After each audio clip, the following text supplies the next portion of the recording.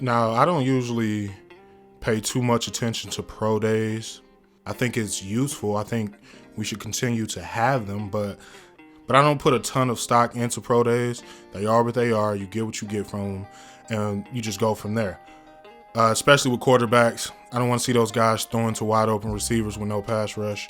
I mean, you can kind of see how good a guy's arm is and stuff like that.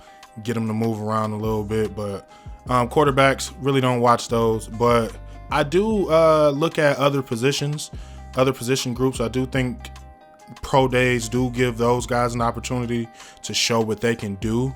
I like pro days for receivers. Really get an opportunity to see how those guys run, see how they run routes, see how they track the ball. I think that's important for those guys. I think it's also important for some defensive players as well. In particular, with this video, I want to talk about defensive ends, and I'm going to talk about the defensive ends from the University of Miami. Those guys, Gregory Rousseau, as well as Jaelan Phillips. Those guys just had their pro days yesterday, I believe. And I just thought it was really interesting to see the difference between those two guys, and to see the difference, just a year makes. And, what we were talking about, how we were talking about the edge guys coming out in this upcoming draft. And, when we were talking about it last year, a lot of people had Gregory Rousseau as that guy. He was pretty much the unanimous number one guy, and nobody was talking about Jalen Phillips. Nobody was talking about Jalen Phillips at all, outside of the fact that he had just got back to Miami and was back on the field again. Now, fast forward a year later, I think that narrative has totally flipped. And now Jalen Phillips is the guy that's looking like he might be the best edge coming out in this draft. And Gregory Rousseau, he's fallen mightily, I believe, in my opinion of him. Watching this film from last year, he did do a lot of good things, but he decided to opt out of this past season. Had every right to do that. Not going to knock him for that at all. But, like I say with other guys, it's, what have you done for me lately type of thing. So if you're a guy that decided to opt out, you, first of all, better make sure that the film that you've already put on out there, it's really good. So, when we're evaluating you, when teams are evaluating you, they're going from that film, and, the film don't lie. If you go out there and you do some things and show a particular skill set, then you have it pretty much. But like I said, your film better be really good, first of all. And then second of all, when you come back, you better not have missed a beat. You better be in shape. You better be well prepared, because even though you didn't play football that season, that's not time for you to take off. That's time that you need to be developing your skill set. That's time that you need to be getting better. Maybe not necessarily on the field, but maybe more so in the classroom. Maybe more so understanding football and understanding what it's going to take mentally as far as preparation and things like that when you get to the next level. So those are things that you could have been working on.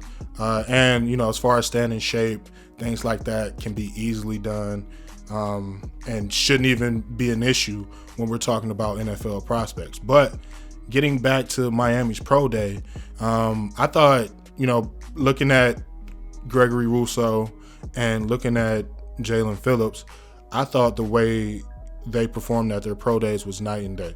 I thought Jalen Phillips proved that he is arguably the top guy as far as the edge defenders coming out. He's either one or two, and I think that's how he'll get drafted. He'll be drafted either one or two. I expect him to go in the first round. So watching him, he moved really well out there, looked fluid, looked fast, looked in shape, and just looked like he was picking up from where he left off during the season. He really flashes on film already, and me not having seen much of him leading up to this season, and then watching him go out there and put that skill set on display and come out and essentially out of nowhere, I was really impressed with Jalen Phillips the entire season, and you could see the talent is there. It's pretty much undeniable. And he went out there, during the pro day, and he proved that he could do some things. Like I said, he looked really smooth, ran pretty fast as well. Measurements were good. I think he measurements 6'5", 260, 33-inch arms. I don't really pay too much attention to that, but looked pretty good physically. And as far as his numbers, he went out there and did some good things. Had a 36-inch vertical leap, which is pretty good for a 260-pound lineman.